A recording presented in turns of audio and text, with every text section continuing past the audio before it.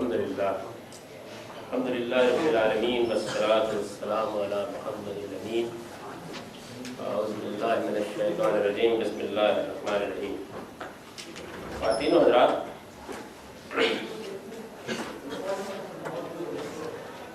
ہم قرآن مجید کے بارے میں اس بیان کو سمجھنے کی کوشش کر رہے تھے کہ یہ ہمارے پاس کس طرح موجود ہے۔ مذہبیات میں کیونکہ اس چیز کی بڑی بنیادی اہمیت ہے کہ پہلے جس پیغمبر نے دین پیش کیا ہے اس کی طرف اس کا استناد ثابت کیا ہے، یعنی کوئی چیز دین اسی وقت قرار پائے گی جب اس کے استناد کو آپ واضح کر لیں گے۔ دین بھی ایک نقطہ نظر ہے، ایک فلسفی اور ایک حکیم بھی ایک نقطہ نظر پیش کرتا ہے، تو کوئی چیز دین قرار پائے گی جب نبی صلی اللہ علیہ وسلم کی طرف ہم اگر یہ کہتے ہیں کہ یہ نبی صلی اللہ علیہ وسلم کا پیش کردہ دین ہے تو تاریخی استناد کے ساتھ اس کو پہلے ثابت کریں گے کہ یہ فی الواقع نبی صلی اللہ علیہ وسلم ہی سے ملا ہے، یعنی یہ اس کے بعد کی بحث ہے کہ وہ اللہ تعالیٰ کی طرف سے ملا ہے یا نہیں ملا، لیکن کم سے کم جس پیغمبر سے وہ صادر ہوا ہے اس کی طرف اس کے استناد کو ہم سب سے پہلے زیر بحث لائیں گے۔ یہ اس اعتبار سے بھی بڑی اہم بات ہے کہ ہمارے پاس جو اس وقت اللہ کا دین محمد رسول اللہ صلی اللہ علیہ وسلم کی طرف سے موجود ہے، ہم اس کے بارے میں بڑے اطمینان کے ساتھ یہ کہتے ہیں کہ تاریخی استناد دنیا کے تمام ادیان میں صرف اسی کو حاصل ہے، یعنی باقی جتنے ادیان ہیں ان کے پیروکار اپنے پیغمبروں کی طرف ان ادیان کی نسبت کو تاریخی طور پر ثابت نہیں کر سکتے۔ تو اس وجہ سے یہ بحث نہایت اہمیت کی حامل ہے، اس کو بہت اچھی طرح سمجھ لینا چاہیے۔ اس کے دونوں پہلو میں نے یہ بیان کیا تھا کہ ہمارے ہاں عام طور پر قرآن کے بارے میں تو یہ بحث بالکل واضح ہے کہ وہ امت کے پاس بالاجماع ہے، جیسے کہ ابن عبد البر کا ایک اقتباس آپ لوگوں کو میں نے دیا تھا اور اس میں یہ عبارت واضح طور پر لکھی ہوئی موجود تھی کہ قرآن تو زیر بحث نہیں، لیکن سنت کا جہاں تک تعلق ہے وہ ہمیں اجماع سے بھی ملتی ہے اور وہ اخبار احاد سے بھی ملتی ہے۔ اور پھر اس کے بعد انہوں نے یہ بتایا تھا کہ جو سنت اجماع سے ملتی ہے اس کی کیا حیثیت ہے اور جو اخبار احاد سے ملتی ہے اس کی کیا حیثیت ہے۔ میں نے ایک فرق واضح کیا تھا کہ میں جب یہ کہتا ہوں کہ رسول اللہ صلی اللہ علیہ وسلم سے یہ دین آپ کے صحابہ کے اجماع اور قولی و عملی تواتر سے منتقل ہوا اور دو صورتوں میں اس امت کو ملا ہے، تو اس کا مطلب یہ ہے کہ دین سے متعلق اخبار احاد کا ذکر نہیں کرتا۔ یہ چیز آگے زیر بحث آ جائے گی، یہاں صرف اس کو اچھی طرح سمجھ لینا چاہیے، یعنی یہ ایک بڑا بنیادی اختلاف ہے۔ تو قرآن مجید کے بارے میں ہر مسلمان اس حقیقت سے واقف ہے کہ یہ وہ کتاب ہے جو اللہ تعالیٰ نے انسانوں کے لیے اپنے آخری پیغمبر محمد صلی اللہ علیہ وسلم پر نازل کی ہے۔ اس میں ہر مسلمان اس حقیقت سے واقف ہے، یہ جملہ بھی در حقیقت اسی اجماع کو بیان کرتا ہے، یعنی ایسا نہیں ہے کہ چند لوگ اس سے واقف ہیں، چند علماء اس سے واقف ہیں یا کسی کتاب میں لکھا ہوا ہے۔ ہر مسلمان جیسے ہی وہ پیدا ہوتا ہے تو وہ نسلاً بعد نسلاً اس حقیقت سے واقف ہو جاتا ہے کہ قرآن مجید وہ کتاب ہے جو اللہ تعالیٰ نے انسانوں کے لیے اپنے آخری پیغمبر محمد صلی اللہ علیہ وسلم پر نازل کی ہے، اور جو اپنے نزول کے بعد سے آج تک یہ اس تواتر کو بیان کرتا ہے، یعنی اس میں کوئی انقطاع نہیں ہوا۔ یہ نبی صلی اللہ علیہ وسلم کے زمانے سے ہمارے پاس موجود ہے اور بغیر کسی انقطاع کے موجود ہے۔ کیسے موجود ہے؟ امت مسلمہ کے پاس موجود ہے، یعنی اگر کوئی آدمی یہ کہتا ہے کہ قرآن کہاں ہے تو اصل میں اس کا علمی جواب یہ نہیں ہے کہ یہ تاج کمپنی کا چھپا ہوا قرآن ہے یا یہ مصر کے فلاں ادارے کا چھپا ہوا قرآن ہے یا یہ سعودی عرب کے مجمع علمی کا چھپا ہوا قرآن ہے، یعنی یہ سارے جتنے قرآن ہیں یہ چھپے ہوئے قرآن ہیں، طباعت شدہ قرآن ہے، یہ ایک کتاب کی حیثیت رکھتے ہیں۔ اصل میں قرآن اس امت کے پاس موجود ہے، یعنی امت ہی اس کی شہادت دیتی ہے کہ یہ وہی قرآن ہے جو ہم کو مصر کے ایک مکتبے نے چھاپ کر دیا ہے، تو امت کے پاس ہے یہ۔ اگر کوئی آدمی یہ سوال کرتا ہے کہ قرآن کہاں ہے تو وہ امت کے پاس ہے۔ اچھا، امت کے پاس وہ کیسے ہے؟ بالاجماع اس صراحت کے ساتھ موجود ہے کہ یہی وہ کتاب ہے جو محمد صلی اللہ علیہ وسلم پر نازل ہوئی تھی اور جسے آپ کے صحابہ نے اپنے اجماع اور قولی تواتر کے ذریعے سے پوری حفاظت کے ساتھ بغیر کسی ادنا تغیر کے دنیا کو منتقل کیا ہے۔ یعنی اس صراحت کے ساتھ موجود ہے۔ امت کے پاس موجود ہونے کا مطلب کیا ہوتا ہے؟ جب بھی کسی امت کے پاس موجود ہونے کے الفاظ استعمال کیے جاتے ہیں تو اس کا مطلب یہ ہوتا ہے کہ اس امت کے اس فن سے تعلق رکھنے والے تمام اہل علم اس بات پر متفق ہیں اور عام لوگ ان سے اس معاملے میں اختلاف نہیں کرتے ہیں۔ یعنی عام لوگ یعنی اس سے اختلاف نہیں کرتے۔ ہم جب یہ کہتے ہیں کہ بال جبیر علامہ اقبال کی کتاب ہے تو تمام اہل علم اس سے متفق ہیں اور باقی کی کوئی اس سے اختلاف نہیں کرتا، تو یہ چیز جو ہے یہ اس کو بالاجماع بنا دیتی ہے۔ اگر کوئی ایک اختلاف سامنے آ جائے تو پھر وہ موضوع بحث ہوتا ہے، اس پہ گفتگو کی جا سکتی ہے، وہ اختلاف احمقانہ بھی ہو سکتا ہے اور رد کر دیا جاتا ہے۔ یعنی اس طرح کے اختلافات لا یوبع بہ، ایک عمومی اتفاق رائے ہوتا ہے کسی چیز کے بارے میں، اس کو ہم اپنی اصطلاح میں اجماع سے تعبیر کرتے ہیں، کنسنسس۔ تو یہ اس وجہ سے یہ جتنی چیزیں یہاں لکھی ہوئی ہیں ان میں سے کوئی حشو یا زائد نہیں ہے، بلکہ امت کے پاس ہے، امت کی طرف سے۔ یعنی امت نہ صرف یہ کہ ہاتھ میں پکڑے ہوئے ہیں اس کو، بلکہ اس کے ساتھ بالاجماع یہ صراحت بھی کر رہی ہے کہ یہی وہ کتاب ہے جو محمد صلی اللہ علیہ وسلم پر نازل ہوئی تھی اور جسے آپ کے صحابہ نے اپنے اجماع اور قولی تواتر کے ذریعے سے پوری حفاظت کے ساتھ بغیر کسی ادنا تغیر کے دنیا کو منتقل کیا ہے۔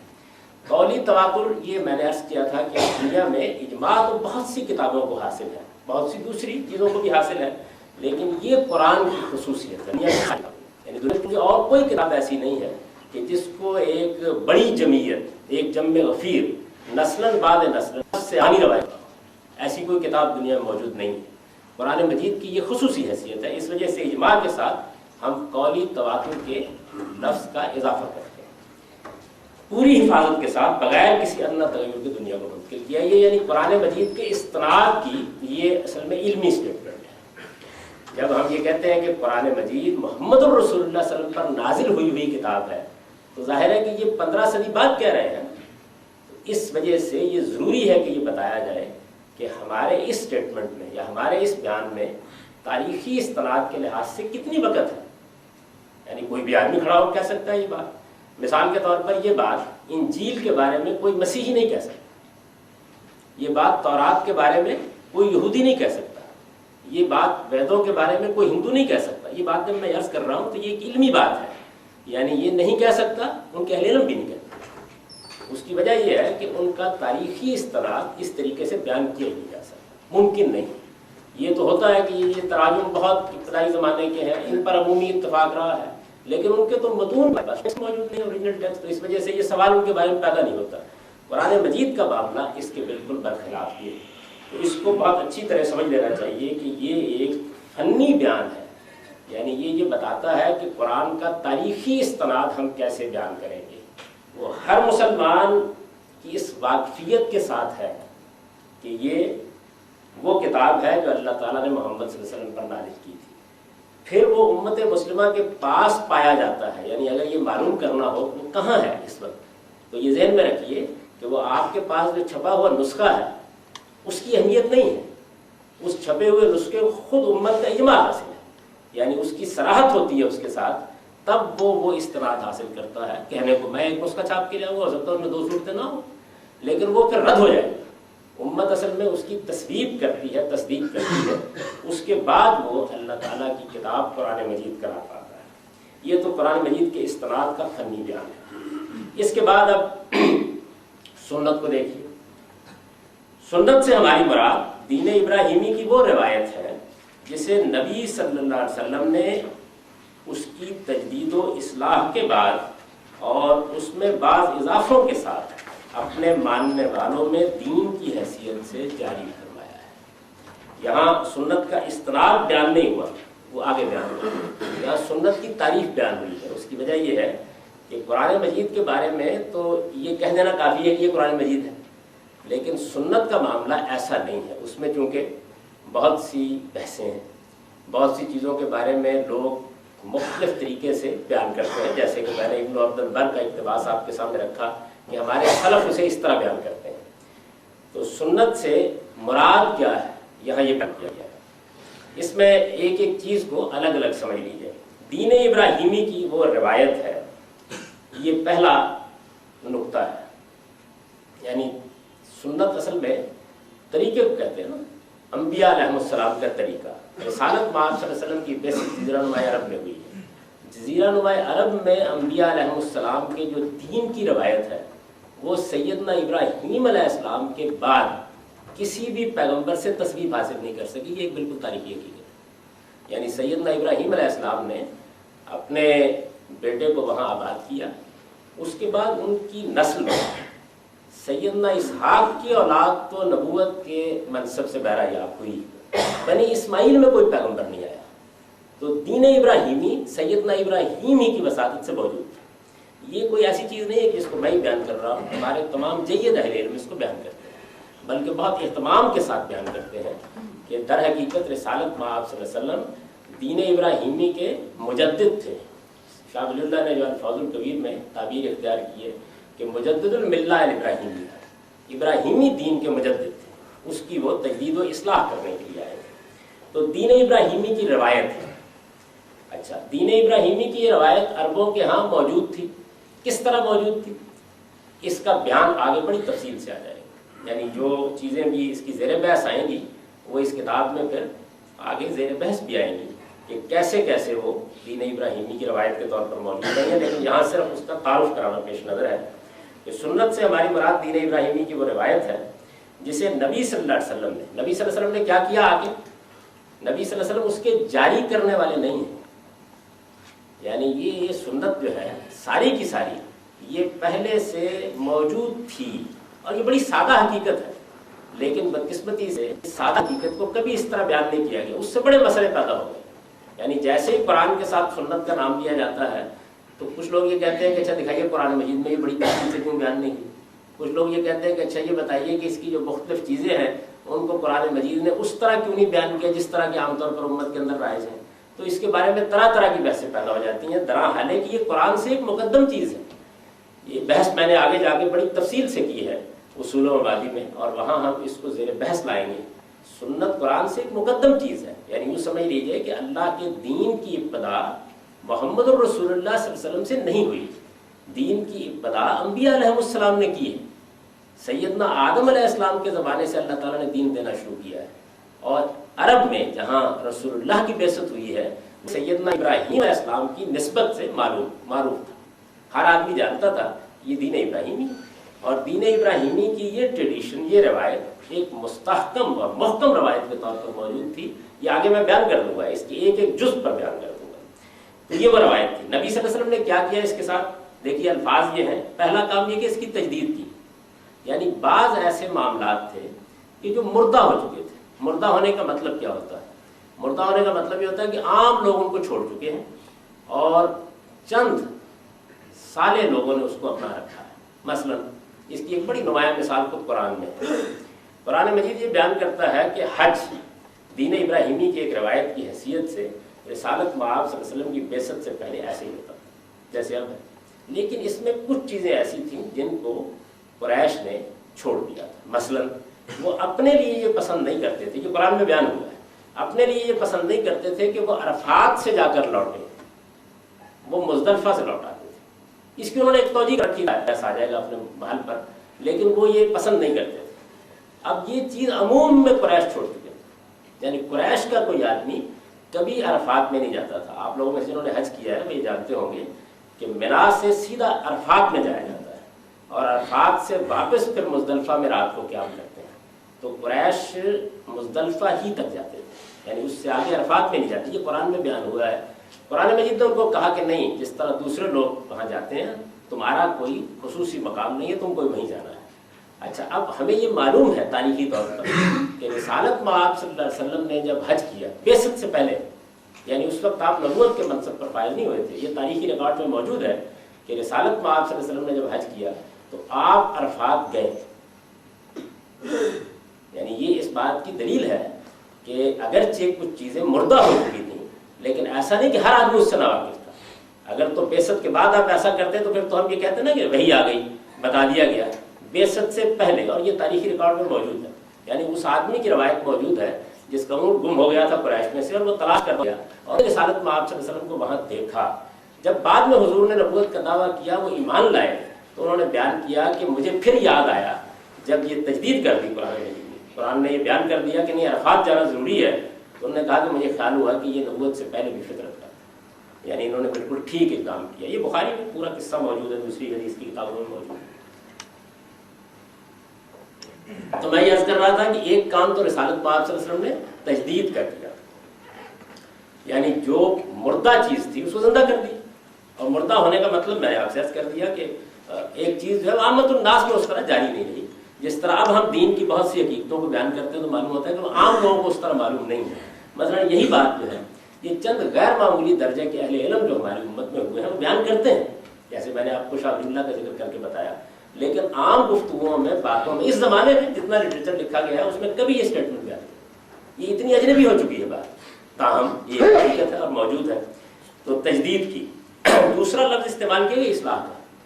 اصلاح کا مطلب یہ ہے کہ بدلتے ہوئے حالات میں اس کے اندر کوئی بہتری پیدا کر دی گئی، یعنی کوئی خرابی پیدا ہو گئی تھی اس کو دور کر دیا گیا ہے۔ اس میں بہت سی چیزیں، مثال کے طور پر اذکار ہے، تو یہ چیز عبادات میں زیر بحث آئے گی کہ اس میں رسالت میں آپ صلی اللہ علیہ وسلم نے اصلاح کر کے وہ اذکار جاری کر دیے جو اب ہمارے ہاں نماز میں ہے، جیسے سورہ فاتحہ ہے۔ ظاہر ہے کہ سورہ فاتحہ تو نازل بعد میں ہوئی، تو ایک اصلاح کا کام ہوا ہے۔ اچھا، اس کے بعد ایک اور چیز اس میں بیان ہوئی ہے، اور اس میں بعض اضافوں کے ساتھ، یعنی کچھ اضافے بھی کیے گئے۔ رسالت پاک صلی اللہ علیہ وسلم آخری نبوت لے کر آئے ہیں، اس لیے یہ بھی بالکل فطری بات ہے کہ کوئی چیز اگر ناگزیر تو اس میں اضافہ کیا گیا۔ اس کی ایک بڑی نمایاں مثال ہماری عیدین ہے، عید الاضحیٰ اور عید الفطر، بڑی نمایاں مثال ہے اس کی، یعنی یہ چیزیں اس سے پہلے دونوں ہی موجود نہیں۔ عربوں کے ہاں بھی عیدیں تھیں، میں نے ان کا ذکر کیا ہے یہ آگے اس کتاب میں کہ ان کے ہاں عیدوں کا کیا تصور تھا، اور یہود کے ہاں تو ہم کو معلوم ہے کہ کوئی 7 کے قریب عیدیں تھیں، یعنی یہ ذکر طاعت ہے، اور وہ مدینے میں کیونکہ تھے تو وہاں بھی عید مناتے تھے۔ تو رسالت میں آپ صلی اللہ علیہ وسلم نے ان تمام عیدوں کو جو پہلے سے موجود تھیں منسوخ کر دی، اس لیے کہ ان میں سے سوائے یہود کی بعض عیدوں کے کوئی بھی دین ابراہیمی کی روایت سے متعلق نہیں تھی، جاہلیت کی عیدیں تھیں بعض، ان کو ختم کر دیا اور ان کی جگہ 2 عیدیں، عید الفطر اور عید الاضحیٰ، یہ امت مسلمہ کے لیے جاری کر دی۔ تو یہ گویا سمجھ لیجیے کہ اضافے کی مثال ہے۔ تجدید، اصلاح اور اضافہ، یہ 3 کام رسالت میں آپ صلی اللہ علیہ وسلم نے کیے ہیں، یعنی بعض چیزیں جو مردہ ہو چکی تھیں ان کو زندہ کر دی، بعض چیزیں جن میں کوئی خرابی تھی اس کی اصلاح کر دی، اور جہاں ضرورت تھی کہ کوئی اضافہ کر دیا جائے وہاں اضافہ کر دیا۔ اب جو ہم سنت دیکھیں گے تو وہ ساری کی ساری انہی 3 عناوین کے تحت آ جائے گی، یعنی اس میں وہ چیزیں ہوں گی جن کی حضور نے تجدید کر دی، وہ چیزیں ہوں گی جن کی اصلاح کر دی، اور وہ چیزیں ہوں گی جن میں کوئی اضافہ کر دی۔ تو سنت سے ہماری مراد دین ابراہیمی کی وہ روایت ہے جسے نبی صلی اللہ علیہ وسلم نے اس کی تجدید و اصلاح کے بعد اور اس میں بعض اضافوں کے ساتھ اپنے ماننے والوں میں، اس کے بعد دیکھیے ایک اور چیز ہے، اپنے ماننے والوں میں دین کی حیثیت سے جاری کروایا ہے، یعنی ایک اور اضافہ ہے اس جملے میں، اپنے ماننے والوں میں دین کی حیثیت سے جاری کروایا ہے، یعنی بہت سی ایسی چیزیں ہوتی ہیں کہ جو دین نہیں ہوتی، یعنی عرب کی بہت سی روایات ہیں، ان کا بھی اہتمام کیا گیا ہے، بہت سے قومی تقاضے ہیں انہیں بھی پورا کیا گیا ہے، یہ تفصیل سے زیر بحث آ جائے گا، لیکن وہ چیز جو دین کی حیثیت سے جاری کی گئی یہ ظاہر ہے کہ وہی دین ہوگی اور وہی سنت ہوگی، تو دین کی حیثیت سے جاری فرمایا ہے۔ اب ظاہر ہے یہ سوال پیدا ہوتا ہے کہ رسول اللہ صلی اللہ علیہ وسلم کو یہ بات کیا قرآن میں کہی گئی تھی کہ آپ اس پوری کی پوری سنت کو جاری کر دیں؟ ابراہیمی دین تو موجود تھا، دین کو آپ نے کس اتھارٹی کے تحت جاری فرمایا؟ قرآن میں اس کا حکم آپ کے لیے اس طرح بیان ہوا ہے، یہ اس کا ماخذ ہے، یعنی رسالت میں آپ صلی اللہ علیہ وسلم کو یہ بات کہی گئی قرآن میں، ثم اوحینا الیک ان اتبع ملۃ ابراہیم حنیفا، پھر ہم نے تمہیں وحی کی کہ ملت ابراہیم کی پیروی کرو، دین ابراہیمی کو اختیار کرو، یعنی ابراہیمی دین میں کوئی خرابی اگر ہے تو اس کی اصلاح ہو جائے گی، لیکن ابراہیم کا دین ہی جو بالکل دین میں یکسو تھا اور جس کا دین توحید کا دین تھا، اس کی پیروی اختیار کرو۔ یہاں جو سیاق و سباق آیت کا وہ بھی یہ بتاتا ہے کہ اصلاً یہاں شریعت کی طرف اشارہ ہے، نہ کہ صرف ایمانیات کی طرف۔ وَمَا كَانَ مِنَ الْمُشْرِكِينَ، تو چونکہ دین میں ایمان کے معاملے میں توحید کا معاملہ غیر معمولی اہمیت کے ساتھ زیر بحث تھا، یعنی دین ابراہیمی کی جو روایت سیدنا ابراہیم نے قائم کی اس میں توحید ایک بنیادی چیز تھی، وہ تو توحید کے سب سے بڑے علمبردار ہیں۔ تو چونکہ ان کے دینی تصورات میں یہ خرابی پیدا کر دی گئی تو قرآن نے خاص طور پر اس کا ذکر کیا، وَمَا كَانَ مِنَ الْمُشْرِكِينَ۔ تو پورا کا پورا دین ابراہیمی یہ رسالت میں آپ صلی اللہ علیہ وسلم کو اختیار کرنے کا حکم دیا گیا، اور آپ نے اس کی پیروی میں اس کو اختیار کیا، اور چونکہ آپ اللہ کے رسول تھے اس وجہ سے جہاں جہاں اللہ تعالیٰ نے آپ کو کوئی اضافہ کرنے کی اجازت دی آپ نے وہ بھی کر دیا، اور جہاں کوئی ترمیم یا اصلاح کرنے کی اجازت دی آپ نے وہ بھی کر دیا۔ اب یہ سوال پیدا ہوتا ہے کہ یہ سنت ہے کیا؟ آپ فرمائیں گے کہ یہ بات تم نے قرآن کے بارے میں تو نہیں کی، اس وجہ یہ قرآن مقید ہے، یعنی قرآن مجید تو میرے لیے یہ بہت کافی ہے کہہ دینا کہ ہر مسلمان اس حقیقت سے واقف ہے کہ یہ وہ کتاب ہے جو اللہ تعالیٰ نے انسانوں کے آخری پیغمبر کو دیا اور امت کے پاس موجود ہے، لیکن سنت کا معاملہ یہ نہیں ہے۔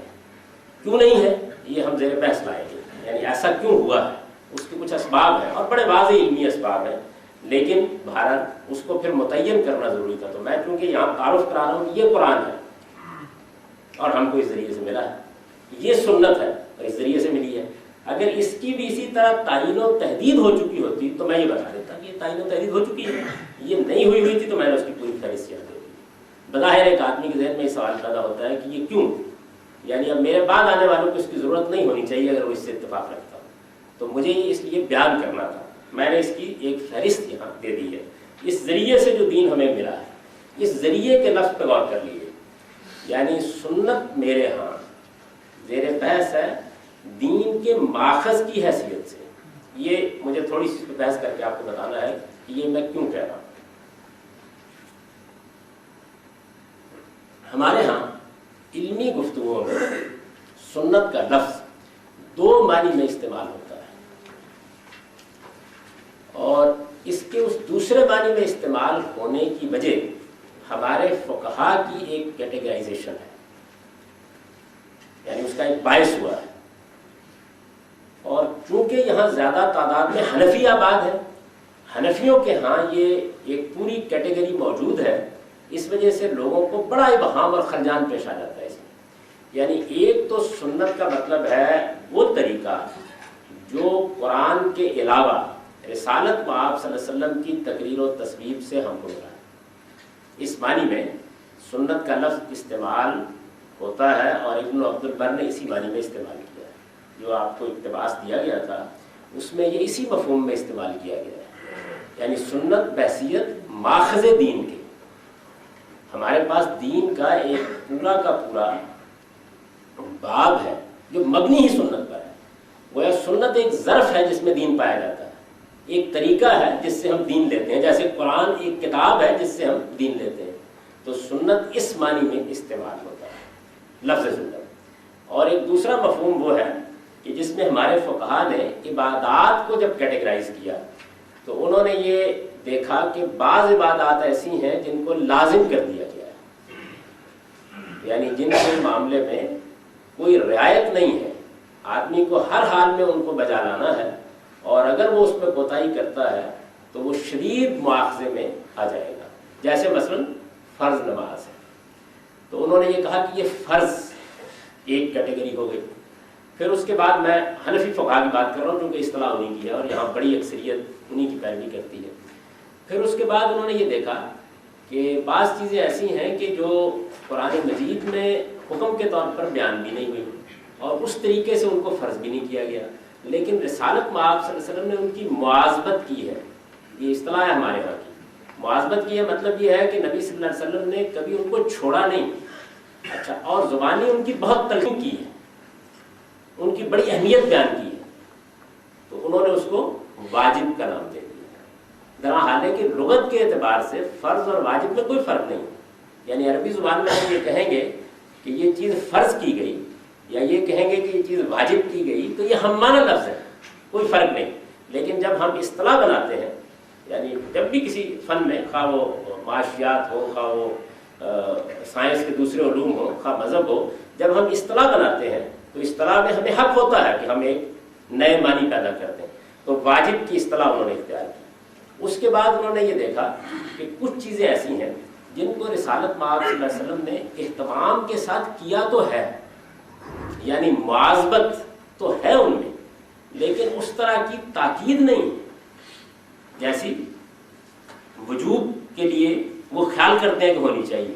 تو انہوں نے کہا یہ سنت مؤکدہ ہے، یہ اصطلاح بنائی. اب یہ دیکھیے کہ یہاں سنت ماخذ دین کی حیثیت سے استعمال نہیں ہو رہا، بلکہ عبادت کی ایک قسم ہے جس کو انہوں نے سنت مؤکدہ کا نام دے دیا اپنی سہولت کے لیے. اچھا، پھر انہوں نے دیکھا کہ عبادات میں کچھ چیزیں ایسی ہیں کہ جن کو رسالت پاک صلی اللہ علیہ وسلم نے لوگوں کو کہا کرنے کے لیے، لیکن ان پر مواظبت نہیں فرمائی. یعنی ایک تو زبانی تلقین کی اہمیت تھی، وہ ختم ہوئی، اور مواظبت بھی نہیں فرمائی. بلکہ ان میں سے بعض ایسی ہیں کہ جن کو رسالت پاک صلی اللہ علیہ وسلم نے کبھی شاید خود اختیار ہی نہیں کیا، لیکن کسی کو کہہ دیا کہ یہ کر لو، تو انہوں نے اس کو سنت غیر مؤکدہ کا نام دے دیا. اچھا، اس کے بعد پھر بھی کچھ چیزیں ایسی رہ گئیں کہ جن میں یہ دونوں ہی چیزیں نہیں پائی جاتی، لیکن وہ اچھی چیزیں ہیں عبادت کے لحاظ سے. تو انہوں نے کہا یہ مستحبات ہیں، یعنی پسندیدہ چیزیں. تو اب یہ دیکھیے کہ مستحب، سنت غیر مؤکدہ، سنت مؤکدہ، واجب اور فرض، یہ عبادات میں ایک جب کیٹیگرائز کیا گیا ان کو تو ایک کیٹیگری بن گئی عبادات. تو جب ہم لفظ سنت فنی طور پر بولتے ہیں تو اس سے مراد یہ سنت نہیں ہوتی. حنفی فقہا جب اس کو سنت کو مقصد کی حیثیت سے بیان کرتے ہیں تو وہ پھر لفظ سنت بول رہے ہوتے ہیں دوسرے معنی میں. یعنی اسی وجہ سے میں نے آپ کو ابن عبد البر کا وہ اقتباس پیش کر دیا تھا کہ جب ہم اصول میں بحث کر رہے ہوتے ہیں تو اس وقت سنت کا لفظ جس معنی میں بولتے ہیں سلف سب اسی معنی میں بولتے ہیں. یہ صرف حنفی فقہا ہیں جنہوں نے عبادات کی ایک قسم کو بھی یہ قرار دے دی. اچھا، اب چونکہ ہندوستان میں تو یہی صورتحال ہے، تو کسی آدمی کو یہ بتائیے نا کہ یہ سنت سے ثابت ہے تو وہ یہ کہتا ہے کہ یہ مؤکدہ یا غیر مؤکدہ ہے. یعنی یہ صورتحال صرف اس وجہ سے پیدا ہوتی ہے کہ ہمارے جورسٹ نے ایک ہی لفظ کو دو مختلف اطلاقات کے ساتھ استعمال کرنا شروع کر دیا، اور یہ دوسرے فقہا نہیں استعمال کرتے. یہ فقہی اصطلاح ہے سنت مؤکدہ غیر مؤکدہ، اور یہ چیز جو ہے یہ امت کی اجماعی اصطلاح ہے. یعنی یہ کہ جو دین ہم کو قرآن کے علاوہ ملا ہے اس کا ماخذ کیا ہے؟ سنت. یہ فرق بہت اچھی طرح سمجھ لیجئے تاکہ خلط مبحث نہ ہو. عام آدمی کو چونکہ یہ معلوم نہیں ہوتا تو اس وجہ سے وہ خیال کرتا ہے، اور بہت سے لوگ اس سے تو اسی پہلے سوالات کرتے ہیں جب سے میں نے اس کو متعین کیا. تو اس وجہ سے اس ذریعے سے جو دین ہمیں ملا، ذریعے کا مطلب کیا ہے؟ یعنی مطلب یہ ہے کہ جس طرح قرآن کے ذریعے سے ہم کو کچھ دین ملا ہے تو اسی طرح سنت کے ذریعے سے ہم کو کچھ دین ملا. وہ ذریعہ ہے دین کو پہنچانے کا. اچھا، اب یہاں پر ایک چھوٹی سی چیز کی میں وضاحت کر دوں کیونکہ وہ بھی خلط مبحث کا باعث بنتی ہے، اور وہ ہو سکتا ہے کہ آگے چل کر کہیں کوئی صاحب پیش کر دے.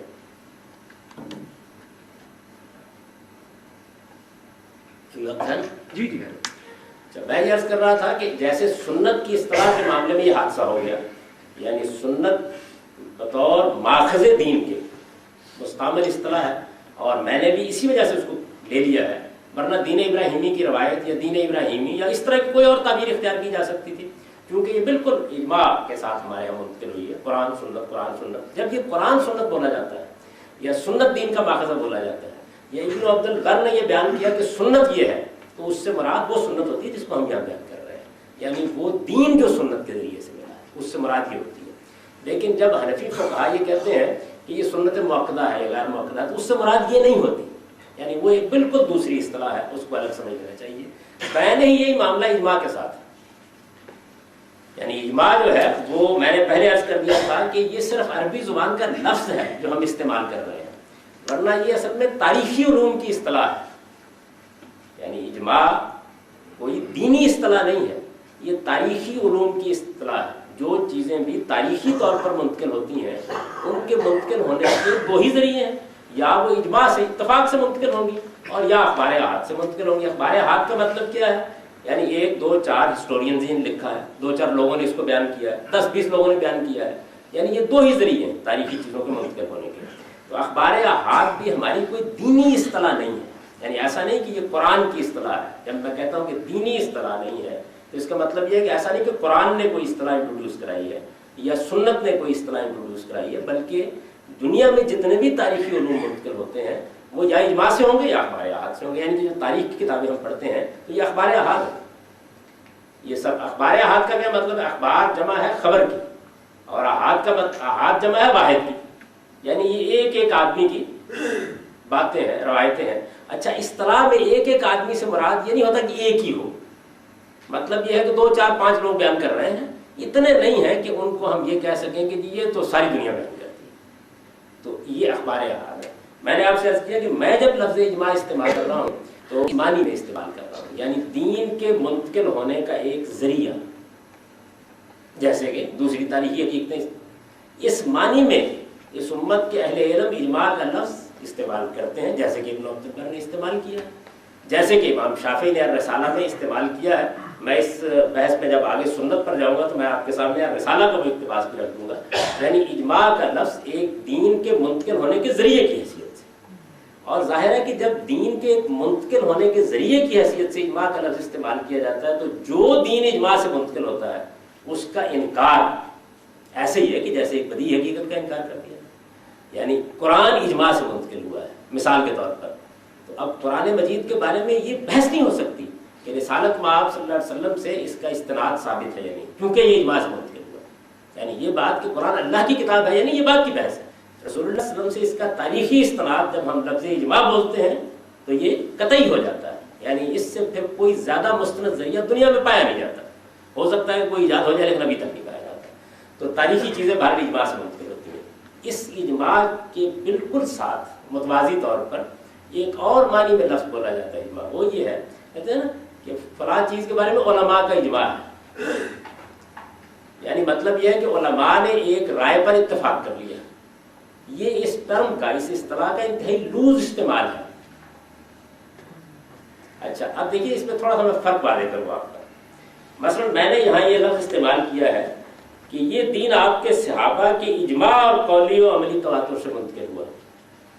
یہ بیان کیا نا، صحابہ کا اجماع. صحابہ کا اجماع اس بات پر کہ یہ نماز رسول اللہ صلی اللہ علیہ وسلم نے پڑھی اور ہم بالاجماع بغیر کسی اختلاف کے اس نماز کو منتقل کر رہے ہیں. تو یہاں صحابہ کے اجماع کا مطلب کیا ہے کہ جو چیز منتقل کی جا رہی ہے وہ صحابہ کی ایجاد نہیں ہے. یعنی وہ انہوں نے رسالت پاک صلی اللہ علیہ وسلم سے بالاجماع لی ہے، بالاجماع آگے منتقل کر دی. یہاں ان کی حیثیت ذریعے کی ہے. تو صحابہ کا یہ اجماع تو ایک ایسی چیز ہے کہ اس کے انکار کے معنی دین کے انکار کے. میری یہ بات واضح ہو گئی. لیکن مثال اسی کو آگے آئیے. صحابہ کرام نے قرآن کی ایک آیت کا مطلب سمجھا اور اس پہ اتفاق ہو گیا. یہ وہ دوسرا اجماع ہے. اچھا، اب دلچسپ بات دیکھیے. صحابہ کرام نے قرآن کی ایک آیت کا مطلب سمجھا، یعنی قرآن کی ایک آیت ان کے یہاں زیر بحث آ گئی.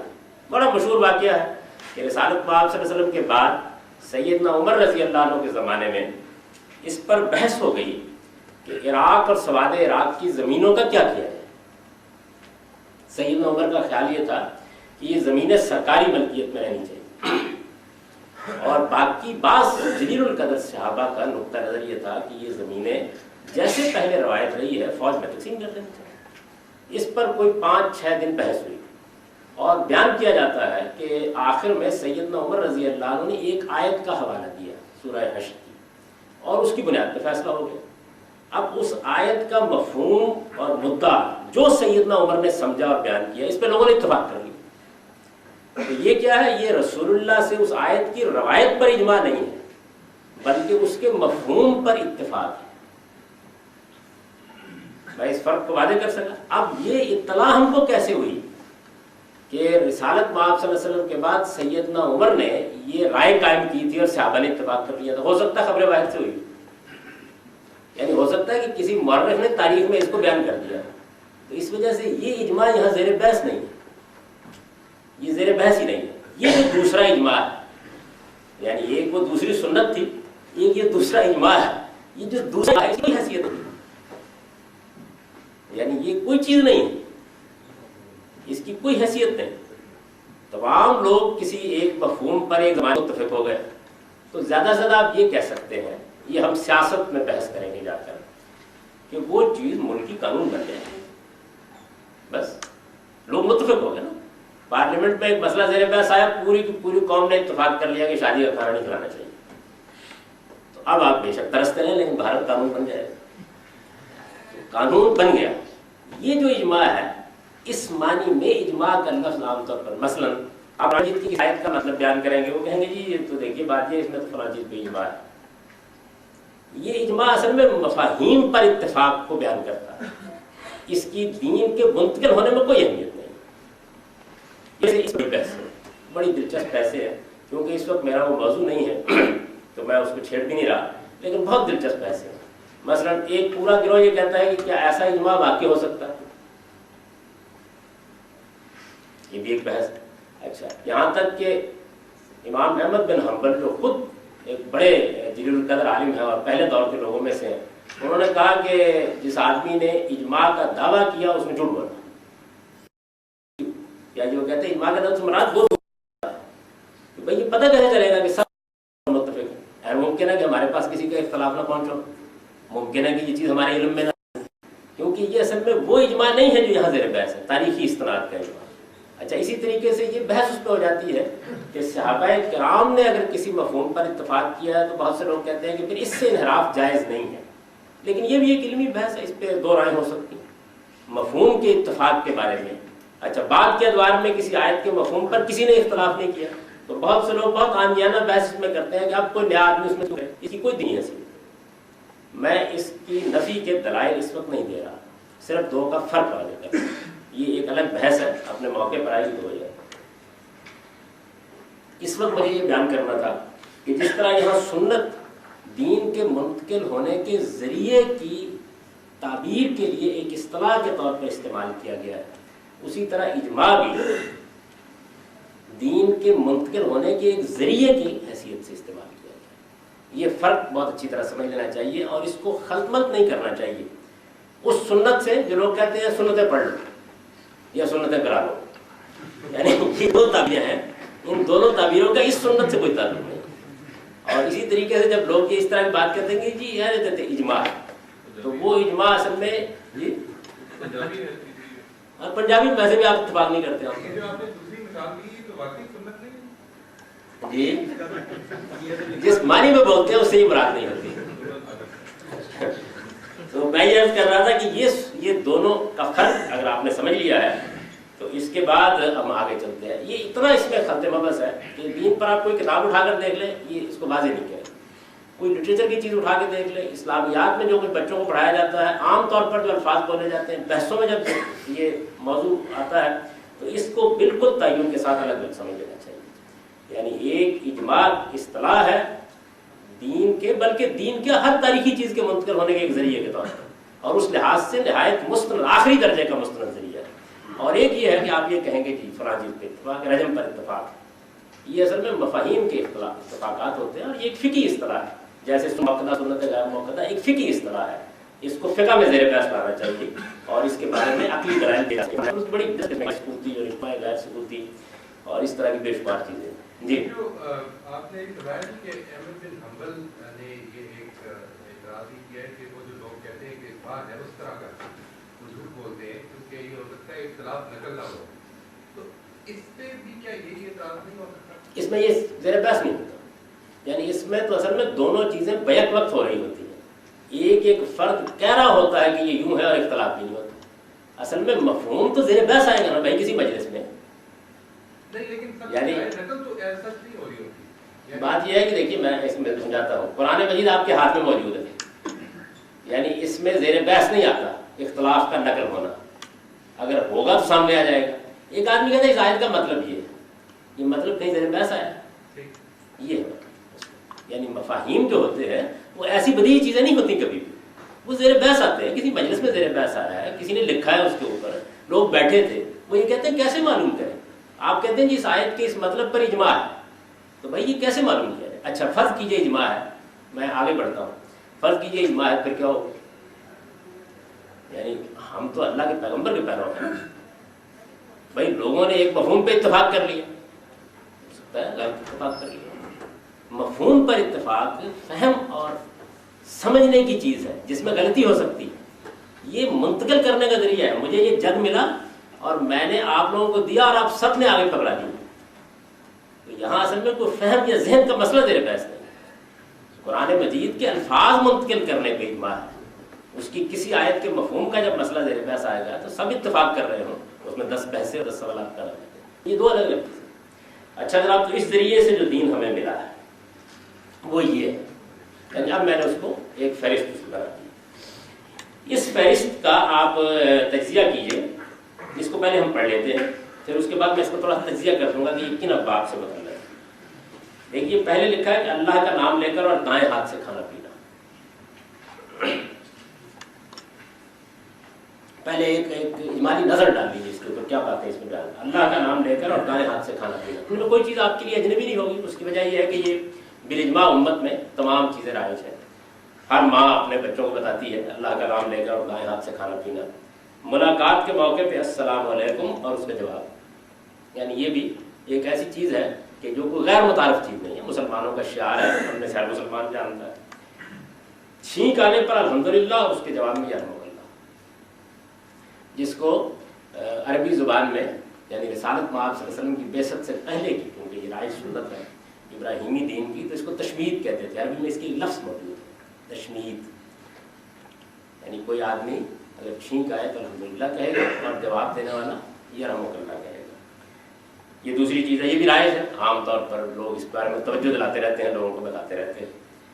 نومولود کے دائیں کان میں اذان اور بائیں میں اقامت. اس کا جو دوسرا حصہ ہے وہ اتنا معروف نہیں. الحمدللہ تو معروف ہے, یا رحمۃ اللہ تو معروف ہے. ہاں عام طور پر رائج کم رہا ہے, لیکن یہ کہ ایسا نہیں کہ اس میں کوئی اختلاف پورے تواتر سے منتقل ہو تو پوری بات ہی منتقل ہو جائے. پورے تواتر سے علماً منتقل ہوا ہے, یعنی علماً ہی منتقل. لوگ چھوڑ تو سکتے ہیں نا, یعنی اس وقت امت مسلمہ کی ایک عظیم اکثریت نماز نہیں پڑھتی, تو وہ عملی انقطاع ہے. عملی انقطاع تو ہوگا, لیکن ہر آدمی جس سے آپ پوچھیں جو دین جانتے ہیں وہ کہے گا کہ ہاں یہ دین کی چیز. نومولود کے دائیں کان میں اذان اور بائیں میں اقامت. ہمارے یہاں تو مائیں دم نہیں لینے دیتی جب تک دلوانی لیتی ہیں, مسلمان ہی نہیں ہوا بچہ. مونچھیں پست رکھنا, مونچھیں پست رکھنا یعنی جو ایک متکبرانہ سی مونچھیں ہوتی ہیں بڑی بڑی اور منہ میں پڑ رہی ہیں, شوارب جن کو کہتے ہیں, تو اس کو نبی صلی اللہ علیہ وسلم نے, انبیاء علیہ السلام نے پسند نہیں. مونچھیں پست رکھنا, یہ پست رکھنا کا لفظ بہت اچھی طرح سمجھ لیجیے. یعنی بعض لوگ اس کا مطلب یہ سمجھتے ہیں کہ اس طرح پکڑ کر مونچھیں, کوئی دلچسپی نہیں. یعنی مونچھوں کا انداز متکبرانہ نہیں ہونا چاہیے اور وہ ایسی نہیں ہونی چاہیے کہ منہ میں پڑ رہی ہوں. یہ ان کی پستی ہے. چنانچہ امام مالک کے بارے میں تو یہ معلوم ہے کہ ان کے زمانے میں بعض لوگوں نے جب اصرار کیا کہ پستی کا مطلب یعنی پست ہی کر دینا ہے, تو انہوں نے کہا کہ یہ تو مسئلہ ہے, یہ ناجائز ہے. تو مونچھیں پست رکھنا, زیر ناف کے بال موڑنا, بغل کے بال صاف کرنا, لڑکوں کا ختنہ کرنا. یہ خاص طور پر لڑکوں کا ختنہ کرنا میں نے اس لیے وضاحت سے بیان کیا کہ بعض فقہا لڑکیوں کے ختنے کے بارے میں بھی رائے رکھتے ہیں, لیکن وہ ایک فقہی رائے ہے, اس کا اجماع سے یا دین سے یا ایک متواتر سنت سے کوئی تعلق نہیں. بڑے ہوئے ناخن کاٹنا, اور اس میں صرف لڑکوں کا ذکر نہیں.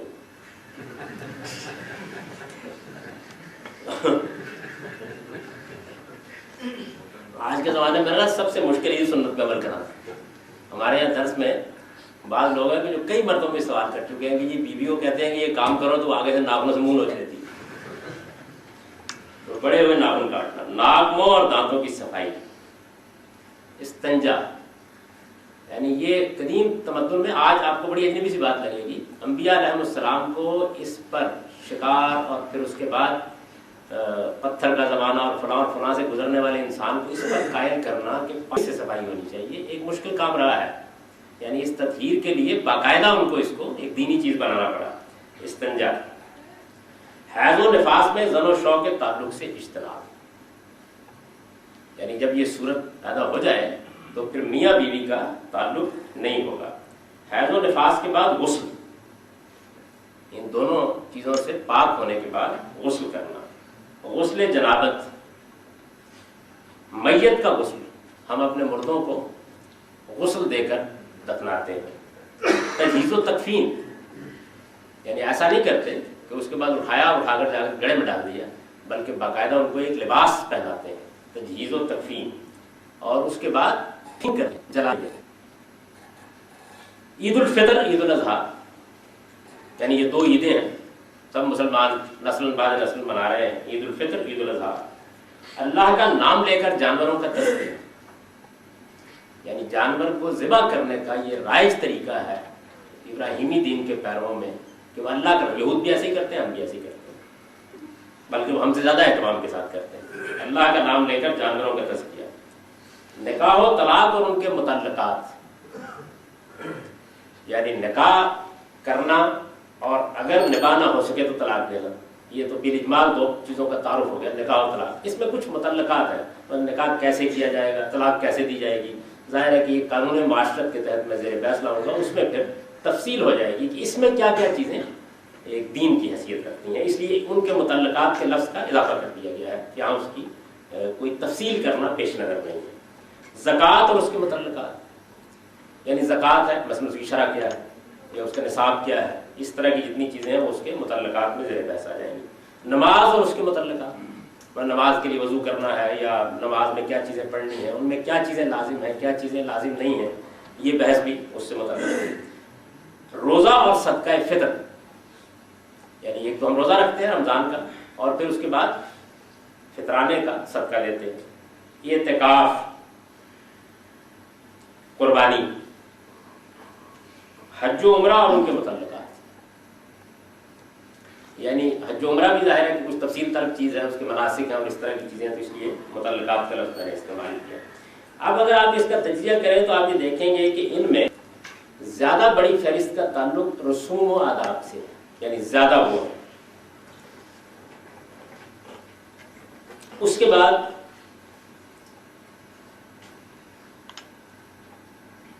معاشرت سے متعلق چیزیں، نکاح، طلاق۔ معیشت کے بعد کی صرف ایک چیز ہے، زکوٰۃ اور اس کے متعلقات۔ اچھا، پھر آخر میں نماز، روزہ، صدقہ فطر، اعتکاف، قربانی، حج و عمرہ، یہ سب عبادات ہیں۔ اس میں یہی سوال کرنا تھا کہ بہت معروف سنت ہے داڑھی کی، ہر کوئی اس کی سنت کے طور پر بیان کرتا ہے، تو آپ کی فہرست میں وہ کسی خاص وجہ سے شامل ہے؟ میری فہرست میں اور بہت شامل نہیں ہے۔ 2 منٹ رہ گئے اس سیشن میں، 2 منٹ۔ بہت اچھا کیا، مونچھوں کے ایک بعد- نہایت نازک سوال ہو رہا تھا، آپ کو بتا دیجیے۔ جب میں اس پر تفصیلی بحث کروں گا کہ میں نے اس کو کیسے اخذ کیا ہے، یعنی اس وقت تو پیش نظر یہ تھا کہ ایک، یعنی یہاں یہ کیوں آیا ہے، یہاں اس کا کوئی محل نہیں تھا، یہاں سے میں یہ فہرست ہونی نہیں چاہیے تھی، اس لیے ہے کہ قرآن متعین ہے اور یہ اس کتاب کے لکھے جانے سے پہلے متعین نہیں تھا، تو اس وجہ سے اس کی فہرست آپ کو فراہم کر دی۔ اس کے بعد ہم پڑھیں گے مبادی تدبر قرآن، اور اس کے بعد آئے گا مبادی تدبر سنت، یعنی ایک پوری بحث آئے گی جس میں یہ بیان کیا جائے گا کہ یہ کیسے اخذ کیا جائے گا، یعنی مطلب کیا ہے کہ ایک آدمی قلم پکڑا اور قلم پکڑ کے ایک فہرست بنا دی، میں آپ کو پورا پروسیس بتاؤں گا، اور اس کے بعد امید یہی ہے کہ آپ اتفاق کریں گے۔ اس میں جی ایک چیز واضح اگر کر دیجیے کہ جس طرح قرآن مجید کے بعض احکام جو ہیں وہ بھی مختلف کیٹیگریز کے، ضروری نہیں کہ ہر چیز قرآن میں۔ آپ نے اچھا سوال کیا، سوال واضح ہو گیا میرے اوپر، جو وقت تھوڑا ہے اس لیے قطع کلامی کی معافی چاہ رہا ہوں۔ یعنی بہت سے لوگ یہ سوال کرتے تھے، ان کا کہا جاتا ہے کہ سنت ہے تو اس کا مطلب کیا، وہ اصل میں کنفیوز کر رہے ہوتے ہیں سنت موقدہ اور غیر موقدہ والی اصطلاح سے۔ جس طرح قرآن کے احکام اس کا تقاضا کرتے ہیں کہ دیکھا جائے کہ ان میں کیا چیز فرض ہے، کیا چیز مستحب ہے، کیا چیز مندوب ہے، کیا چیز مکروہ ہے اور کیا چیز حرام ہے، ایسے ہی سنت کا معاملہ بھی، یعنی یوں نہیں ہے کہ اس فہرست میں آ گئی تو اب ہر چیز لازم ہو گئی، مطلب یہ کہ دین ہو گئی، موٹی سی مثال ہے، اعتکاف دین ہو گئی، سنت نے اس کو دین کی حیثیت سے ثابت کر دیا، یہ ایک دینی چیز ہے، اس کے آداب حدود بتا دیے، لازم نہیں۔ اس میں بہت سے فہرست میں چیزیں ہیں جو جس کا عقل عام سے تعلق ہے، اس کو دین کیوں قرار دیا گیا؟ یہ سب زیر بحث ہے، بڑی تفصیل سے ہم اس کو زیر بحث لائیں گے اور یہ انشاءاللہ پوری طرح زیر بحث آ جائے گا۔ اس وقت جو چیز پیش نظر تھی وہ یہ کہ فہرست سے تعارف ہو جائے گا، یعنی 2 شکلیں ہیں، میں اس موضوع پر یہیں رک جاؤں اور اس پر ایک تفصیلی بحث کریں جیسے کہ آپ لوگوں کی بےتابی سے معلوم ہو رہا ہے۔ دوسرا طریقہ یہ ہے کہ آپ میری معذرت قبول کریں اور ہم اس ترتیب کے ساتھ جہاں یہ آ گئی ہے وہاں اس پر بحث کریں گے، یہ پورا باب ہے۔ कैटेगरी के सिलसिले में सवाल ये भी है, जिस तरह फ़र्ज और नवाफिल है, इसी तरह कैटेगराइजेशन जो है वो इंसान की सहूलियत के लिए है और उसके अमल के लिए ज़्यादा सहूलत प्राप्त करती है। तो इसी स्टेज पे आपने उसकी कैटेगराइजेशन करने को मुनासिब नहीं समझा, इसलिए कि यहाँ तो उसका तारुफ कराना पेश नजर है। कैटेगराइजेशन यानी जब इसमें आदाब ज़ेर बहस आएंगे तो वहाँ होनी चाहिए, जब इबादत का कानून ज़ेर बहस आएगा तो वहाँ होनी चाहिए। तफसीली बहस है ना उसके ऊपर, उसके दलाइल देने की ज़रूरत है, तो ये इंशाल्लाह वहाँ ज़ेर बहस आ जाएगा। मतलब एक छोटी सी चीज़ लगता है 2 मिनट खत्म हो। पर एक जी कि इस फहरिस्त में जो सीक्वेंस आपने फॉलो किया है उसकी कोई अहमियत है या वैसे ही तफाकुर? इसका जवाब मैं अब आप चाहे कि दे देता हूँ, क्योंकि अगर मैं इस पर दूंगा तो लंबा हो जाएगा।